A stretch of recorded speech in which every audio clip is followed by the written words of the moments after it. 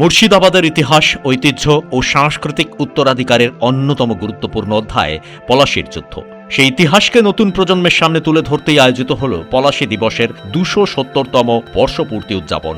নবাব সিরাজদৌল্লা স্মৃতি সুরক্ষা ট্রাস্টের উদ্যোগে এই অনুষ্ঠানে ইতিহাস চর্চার পাশাপাশি মিলেছে শিল্প ও সংস্কৃতির এক অনন্য মেলবন্ধন। মুর্শিদাবাদের গৌরবময় অতীত, নবাবী আমলের স্মৃতি ও পলাশীর যুদ্ধের তাৎপর্যকে সামনে রেখে আয়োজিত এই অনুষ্ঠানে প্রদর্শিত হল চিত্রকলা প্রদর্শনী ও লাইভ পেন্টিং।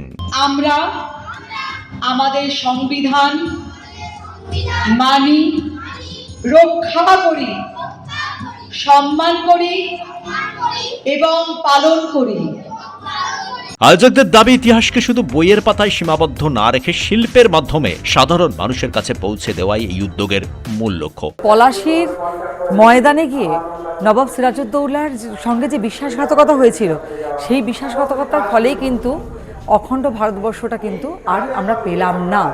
এবং নিজেদের ঘরের মধ্যে যে অশান্তি, এবং সেই অশান্তির জেরে বহিঃশত্রুকে ডেকে আনা হয়েছিল এই পলাশী, এবং তার ফলে প্রায় ১৯২ বছর ধরে, এবং বাংলাদেশের স্বাধীনতা মেলে অনেকগুলো বছর ধরে যে বিরাট বড় একটা পরাধীনতার ফেজ গেছে, এবং কত ইন্টেলিজেন্ট ছেলেমেয়েরা মারা গেছে যারা এই বিনয় বাদল দীনেশ, যাদের কি সাহস, তো সূর্য সেন, আমাদের নেতাজি, তো এরা যে হারিয়ে গেলেন চিরতরে, এটা কিন্তু সেই পলাশীর ফলেই হয়েছিল। অর্থাৎ পলাশীর যুদ্ধ একটা সুদূর প্রসারী দাগ আজও রেখেছে।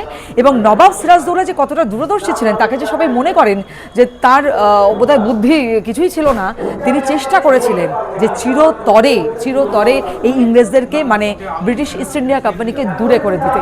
সেই জায়গা থেকেই কিন্তু এই পলাশীর ভূমিকা সুদূর প্রসারী এবং আগামী দিনেও থাকবে।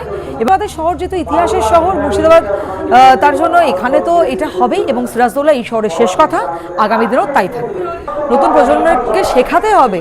নতুন প্রজন্ম কখন সহযোগিতা করবে? যখন আমরা অভিভাবক হিসেবে তাদের শেখাবো।